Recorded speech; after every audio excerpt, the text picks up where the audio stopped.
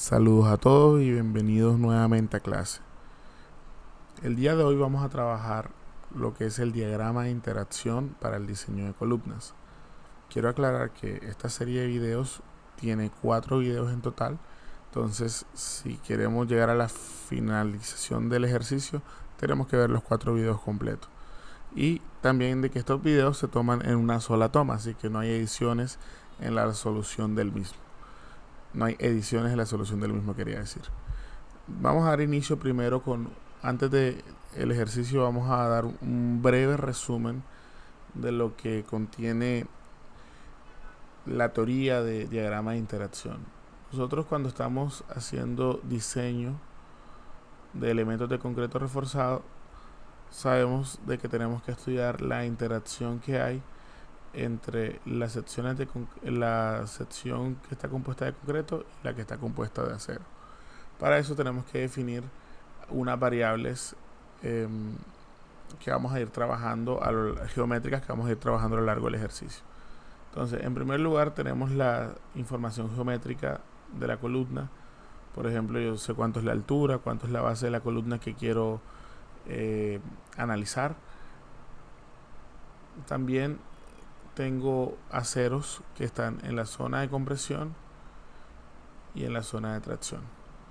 Tenemos que recordar también de que el diseño de las columnas difiere al diseño de elementos a flexión como las vigas, porque estos son elementos que se encuentran a flexo-compresión. Entonces debemos analizarlo en la interacción que hay en las cargas axiales y en las cargas de flexión. Para ello nosotros construimos un diagrama que lo llamamos diagrama de interacción. El diagrama de interacción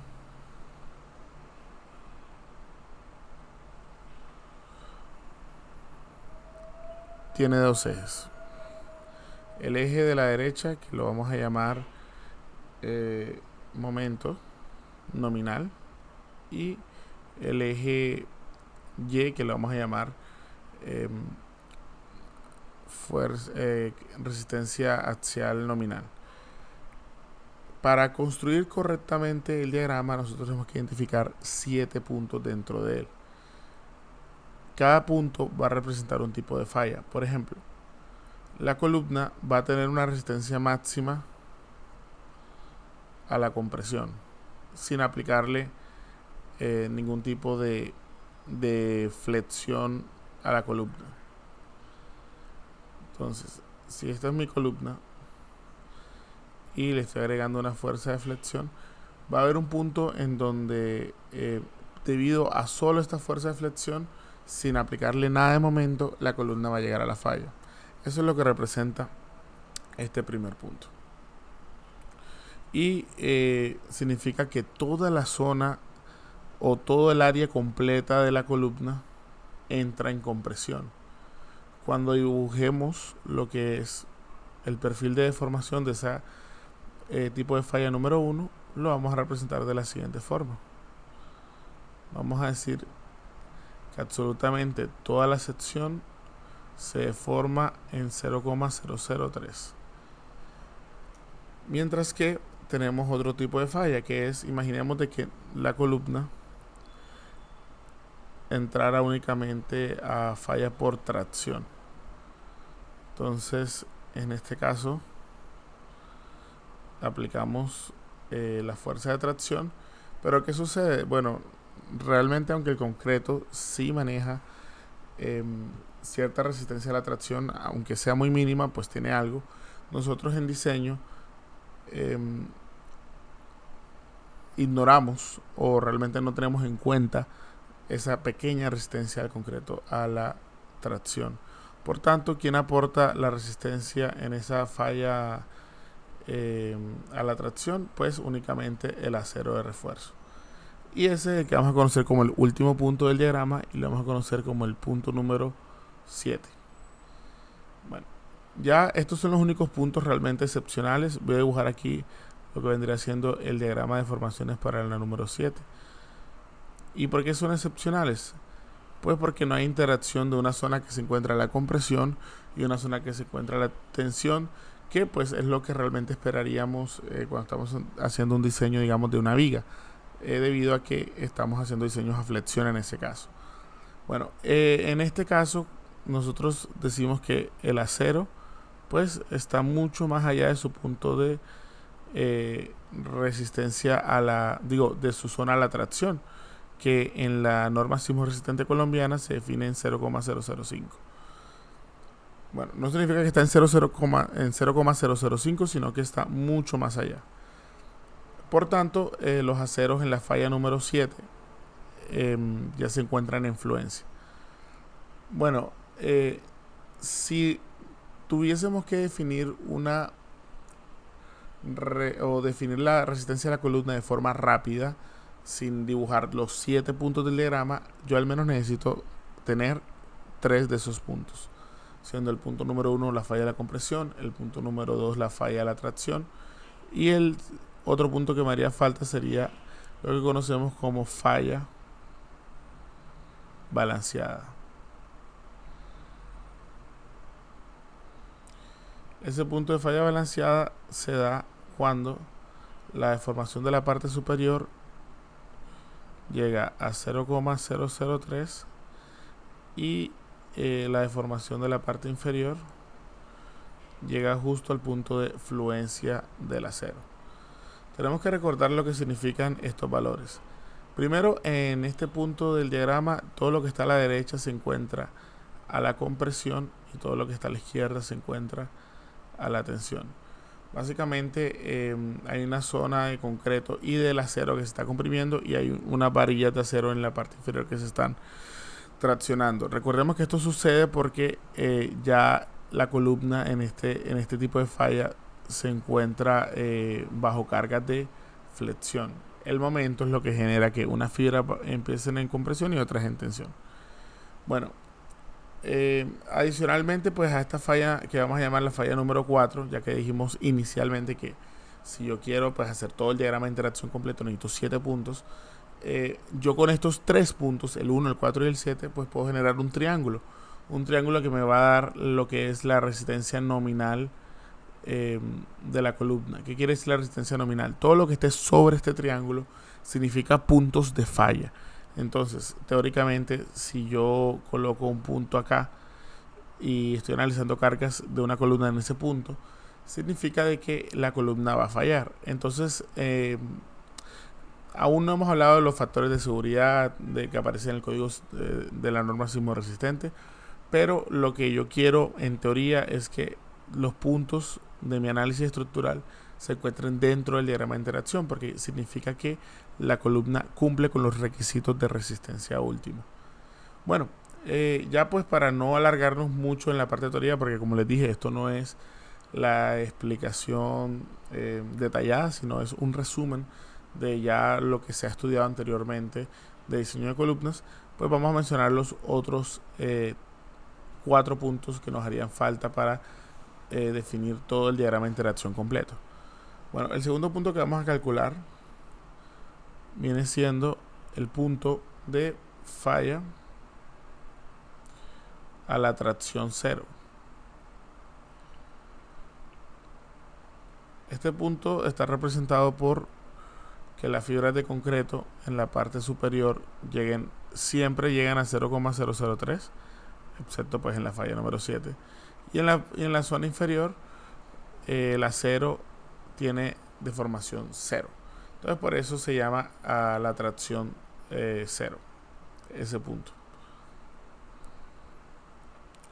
El punto número 3 que vamos a identificar es la falla cuando el acero esté a la mitad de la fluencia. Es decir, no he alcanzado la falla balanceada, sino que estoy llegando hacia la falla balanceada.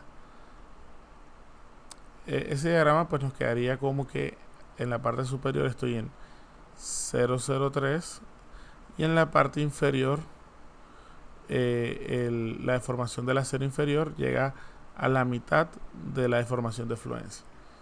Ahí ya tengo pues el 1, el 2, el 3, el 4, faltarían el 5 y el 6. El 5 ya es una falla, todas las fallas que van del 1 a la 4 son fallas que están controladas, o lo define el código sismo resistente, controladas por una falla de la compresión. Entonces el factor de seguridad, cuando calculemos eso mucho más adelante en el ejercicio, de la número 1 a la número 4 va a ser 0,65, ya que este es el factor de seguridad que utiliza el código colombiano sismo resistente para las fallas controladas a la compresión.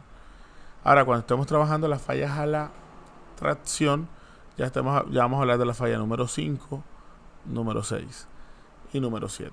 Entonces, la número 5, precisamente, pues partiendo de este principio, es la falla controlada por la tracción.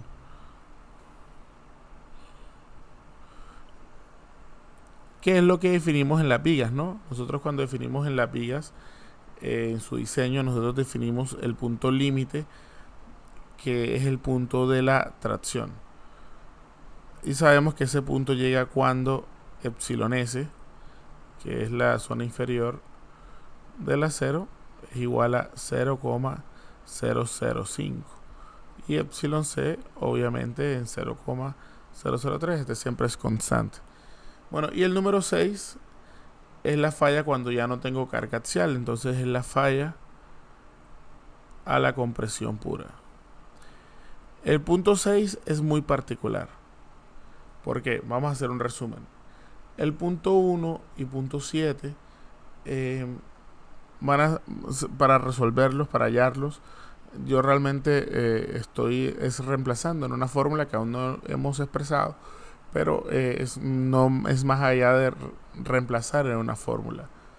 Para los puntos 2, 3, 4 y 5 tenemos definidos el punto de epsilon S. Por ejemplo, en la falla número 2, epsilon S es 0. En la falla número 3, epsilon S es igual a 0,5 epsilon Y. En la falla número 4, en la falla balanceada, epsilon S vale epsilon Y. Y en la falla número 5, epsilon S vale 0,005. En la falla número 6, realmente no sé cuánto vale epsilon S. Solamente sé que como me acerco más a la falla de la tracción pura, pues estoy en un punto más allá de la falla controlada por la tracción. Es decir, si la falla controlada por la tracción llegó a 0,005, la falla a la flexión pura, que es la número 6, falla a la flexión pura. Si dibujáramos ese diagrama,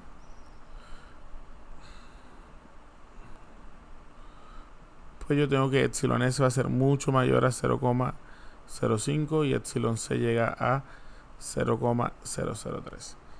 Listo. Entonces, de esa forma quedan definidos los 7 puntos. Les recuerdo, esto es un pequeño resumen. Yo sé que gráficamente no se ve muy bien lo que les estoy mostrando, pero es que ya vamos a ir detallando uno a uno estos valores. Bueno, entonces, primero quisiera hacer el resumen para las fallas de la 2 a la 5, ya que como es el mismo procedimiento, nada más que pues lo que cambiaría es la condición inicial. ¿Qué pasa con epsilon S? Bueno, la falla de la 2 a la 5 que tengo, aquí voy a tener mi columna,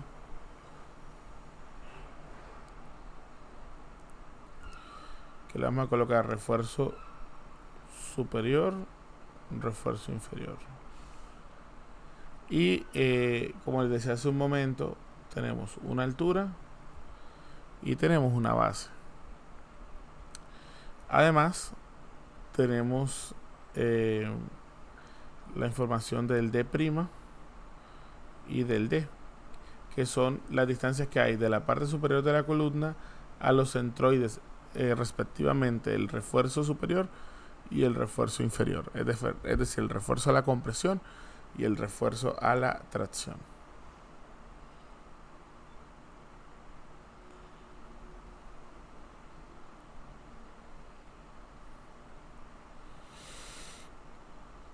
Entonces, de la falla de la 2 a la 5, yo siempre voy a conocer que epsilon C vale 0,003. Yo siempre voy a saber que la distancia que hay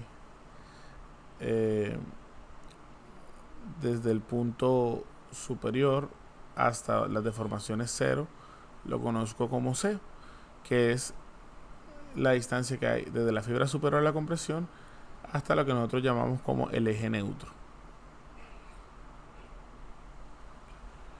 Y por último, aquí abajo tenemos lo que es epsilon s.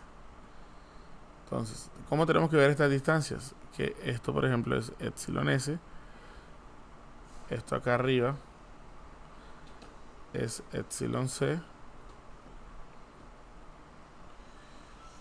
Y que pues la distancia que hay desde la fibra superior,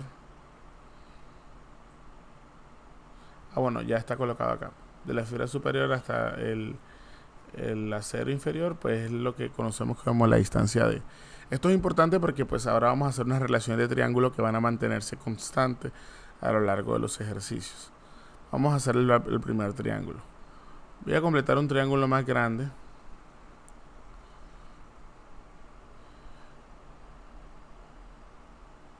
Y tengo que esta distancia es C y esta distancia es epsilon C. Entonces, básicamente, para de pronto lo que no estoy viendo muy bien lo que estoy haciendo todo este triángulo que ahora estoy coloreando y lo estoy redibujando acá. Y el resto del triángulo, esta distancia sería epsilon S y esta distancia sería D. Entonces vamos a hacer una relación de triángulo para poder siempre determinar el valor de C. Tengo que la relación de triángulo siempre es altura sobre base igual a altura sobre base cuando los dos triángulos son semejantes. Entonces la altura de C sobre la base de epsilon C es igual a D sobre epsilon S más epsilon C. Para terminar C, pues despejamos y nos queda la siguiente ecuación. Pues ya esta ecuación la voy a poder pues reemplazar, ya que nosotros epsilon C siempre lo conocemos. De la falla número 2 a la número 5, epsilon S también lo conozco porque pues es definido en la falla. Y D es un valor geométrico que es constante a lo largo del ejercicio. Entonces con esta fórmula siempre voy a poder calcular C inmediatamente. Bueno, recordemos de que después de calcular C, lo que tenemos que hacer es definir un perfil de esfuerzos y de fuerzas.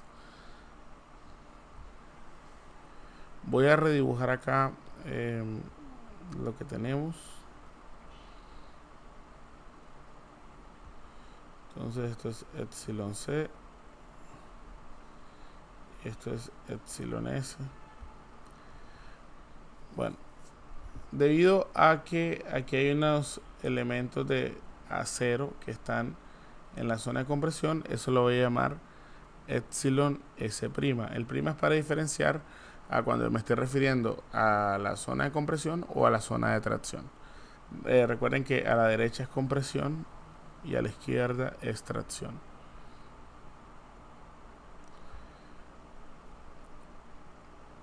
Bueno, entonces ahora dibujamos el perfil de fuerzas. Ese es el perfil de deformaciones. En el perfil de fuerzas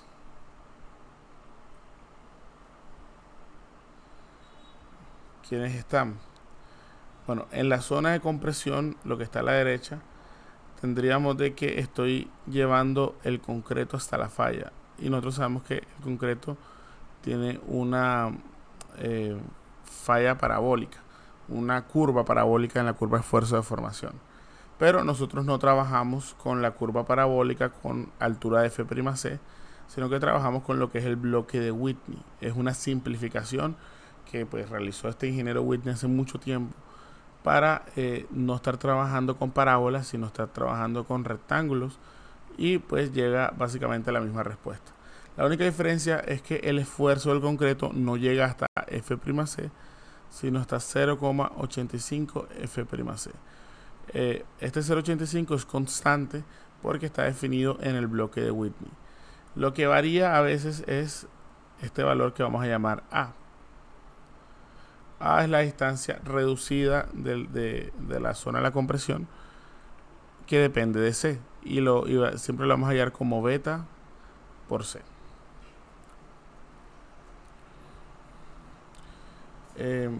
Por último, también tenemos lo que es los esfuerzos de los aceros.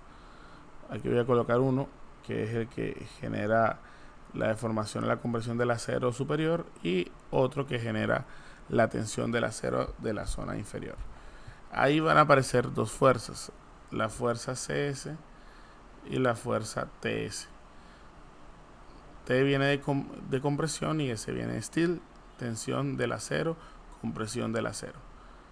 Bueno, y obviamente también pues del bloque Whitney, aquí lo que hicimos son los esfuerzos en todo el centroide del bloque Whitney, que pues ahí en el dibujo que hice se traslapa un poquito con el del acero, pero en el centroide del bloque Whitney vamos a colocar también la fuerza CC, que es pues ya la resultante de la zona a la compresión.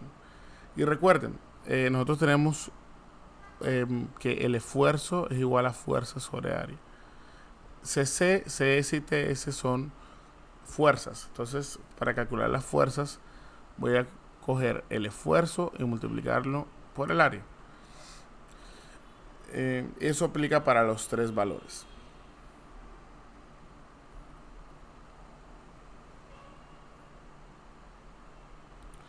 Bueno, entonces, ¿qué valores necesitamos para determinar CS, CC y TS? Necesitamos conocer cuánto valen los epsilons y cuánto vale este A.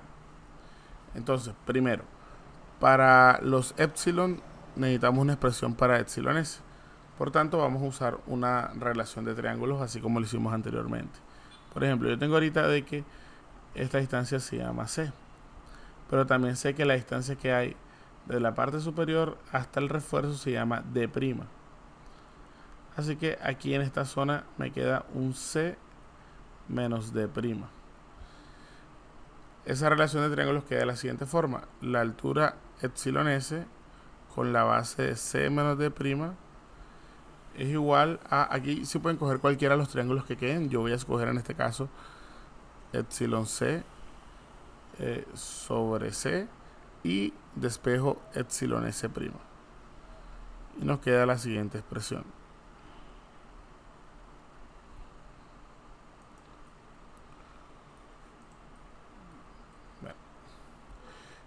Ya por último, tenemos que definir lo que pasa con el esfuerzo del acero. Recordemos que el acero tiene la siguiente curva esfuerzo de deformación. Para diseño de elementos de concreto reforzado, nosotros hacemos una simplificación en donde decimos que si el acero llega después del punto de fluencia, el valor que va a tomar el esfuerzo va a ser el esfuerzo de fluencia y no va a ser pues esa curva que les estaba mostrando.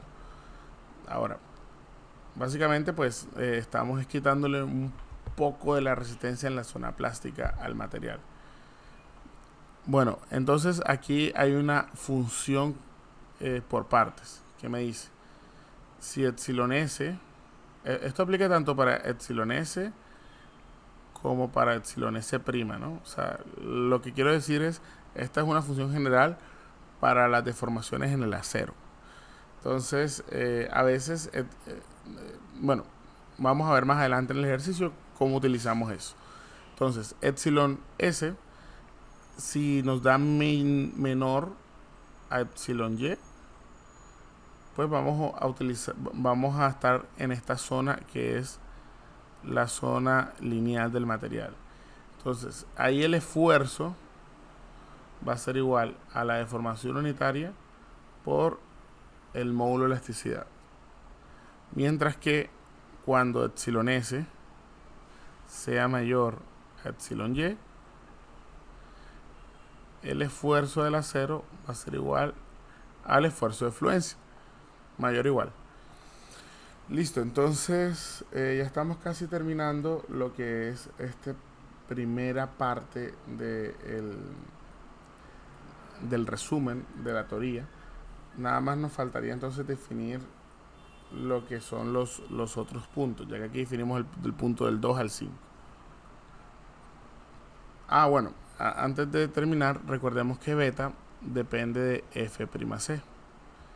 Y beta es una expresión que me dice que cuando es menor a 28, beta vale 0,85 cuando es menor o igual, y cuando es mayor que 28, beta es igual a 0,85 f'c menos 28 sobre 7 por 0,05. Entonces, a veces nos confundimos de que siempre el valor de beta es 0,85, pero realmente es porque un concreto bastante utilizado para estos elementos del concreto de 28 megapascales, entonces se repite muchas veces ese valor. Pero si mi concreto, por ejemplo, ya no es de 4000 psi o 28 megapascales, sino es de 5000 psi, es decir, 35 megapascales, pues ya tengo que trabajar con otro valor de beta, y eso es algo que hay que tener muy conscientes en el ejercicio. Bueno, ya por último, entonces definamos cómo calculamos CS, CC y TS.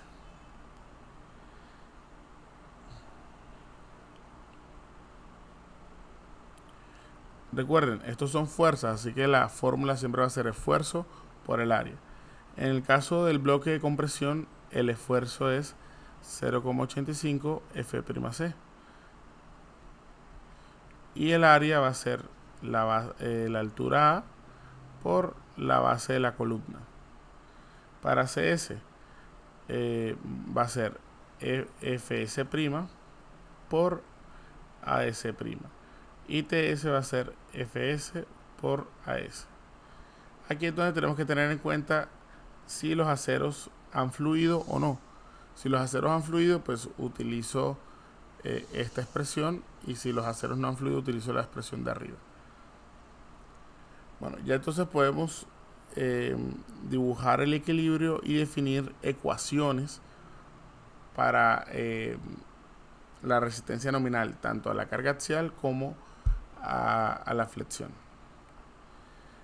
Entonces dijimos de que tenemos por un lado CC, tenemos por un lado CS y tenemos por el otro lado TS. CC, como el bloque de Whitney tiene una base de A, la ubicación del centroide sería A medios. Para CS yo tengo que estar ubicado en D', y para TS estoy ubicado en D. En el centroide geométrico de la columna colocamos lo que es la resistencia nominal a la compresión y la resistencia nominal a la flexión. Y lo que hacemos es sencillamente equilibrio. Sumatoria de fuerzas en X igual a 0. Todo lo que va hacia la derecha es positivo. Y nos queda de que P sub n más TS menos CC menos CS es igual a 0. Son las cuatro fuerzas que hay. Y pasamos todo al otro lado. Entonces nos queda que la resistencia nominal es el aporte de compresión más el aporte de acero a la compresión menos el acero a la tracción. Eso por el lado de P sub n. Por el lado de M sub n, o momento nominal, pues hacemos una sumatoria de momentos aquí en el centro. Vamos a hacerlo en C, es igual a 0. Y nos queda la siguiente expresión.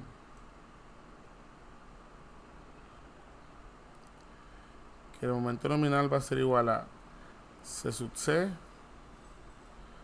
por H medios menos A medios más C sub S de H medios menos D'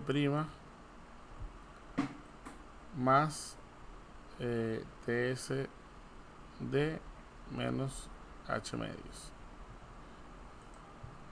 Y ya tenemos expresiones para P sub n y M sub n. Entonces, en todos estos puntos, en los puntos del diagrama de interacción del 2 al 5, como dije hace un momento, tenemos que hacer el siguiente, pues vamos a hacer el siguiente paso a paso. Primero, y esto es un paso previo, no tiene que ver con el paso a paso, hay que definir cuánto vale D, cuánto vale D', cuánto es la altura, cuánto es la base, cuánto es el F'C, el beta, o sea, los valores de entrada geométricos y de material. Y cuando vamos a revisar en la falla, digamos que estoy haciendo en la falla número 2, tengo que definir el epsilon S. Para la falla número 2, como le dije hace un momento, valía 0. Para la falla balanceada, epsilon S vale el punto de fluencia, y así. Entonces todos estos valores son valores de entrada cuando estamos realizando la falla. Entonces, en primer lugar, calculamos C. Luego calculamos A. Luego calculamos epsilon S'.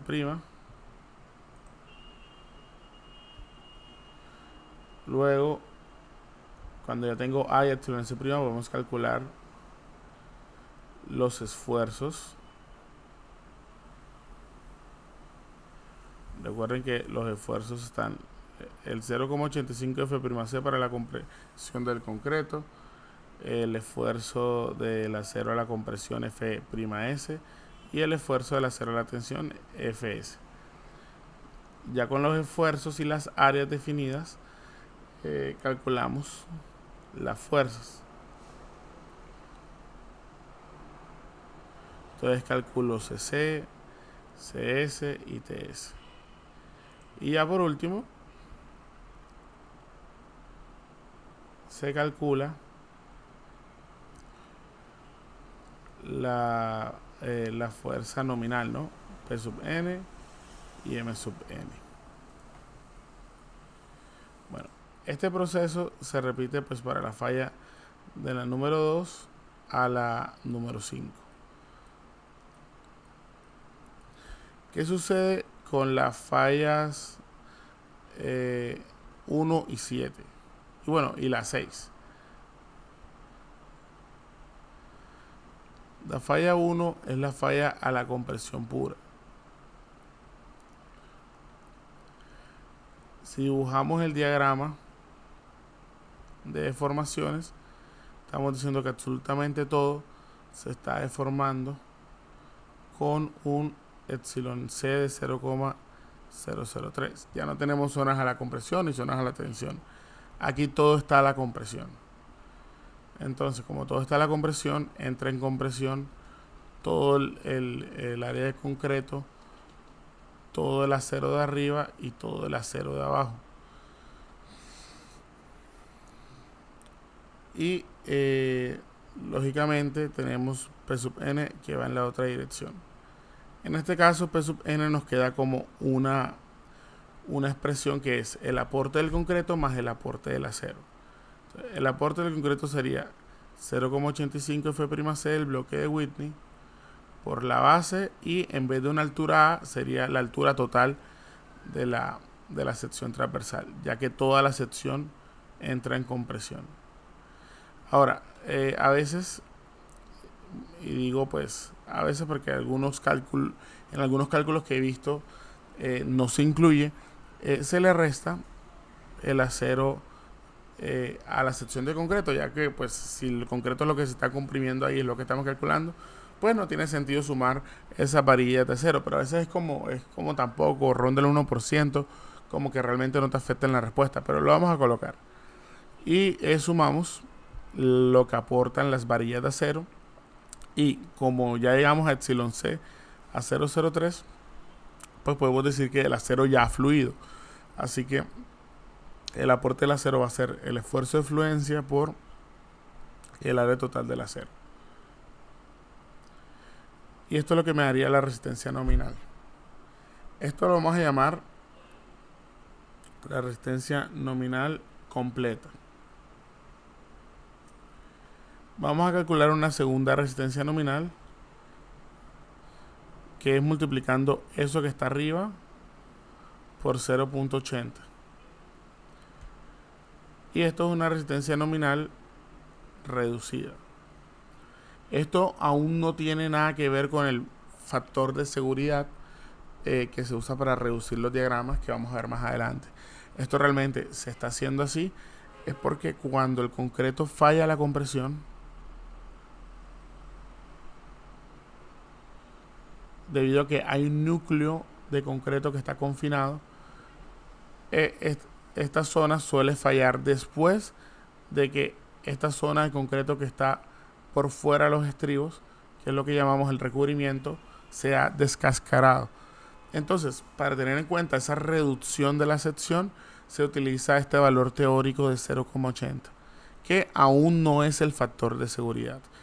Necesitamos calcular la 2 para dibujar bien el diagrama, porque la nominal reducida realmente es como una línea horizontal que me define un límite superior en el cual yo no puedo pasar.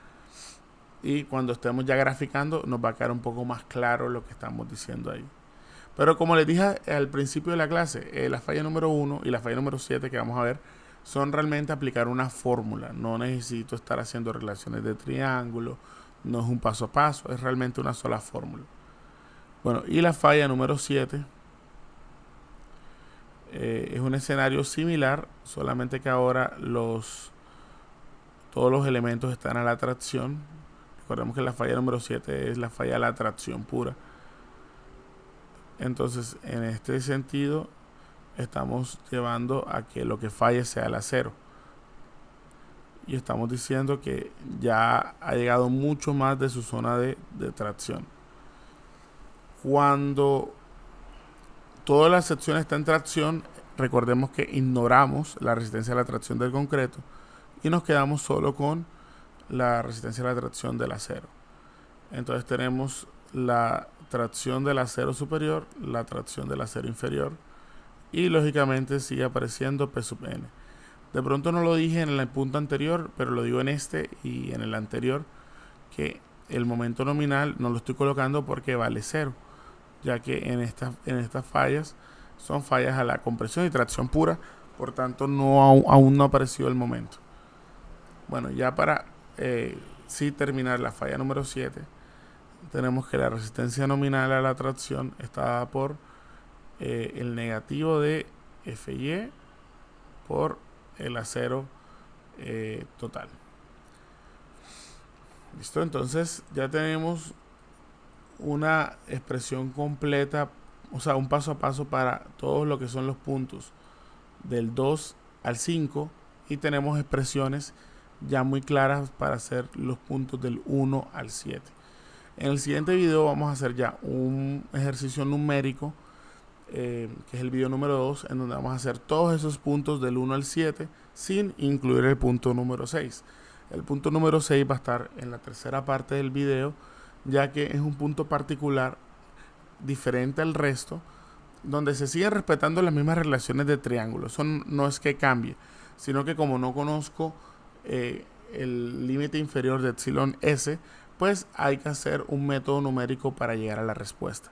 Ya que pues estamos aprendiendo a hacer esta solución a mano, no quiero irme directamente a un solver, sino que nosotros saquemos la conclusión aquí, como les dije, con cálculos a mano.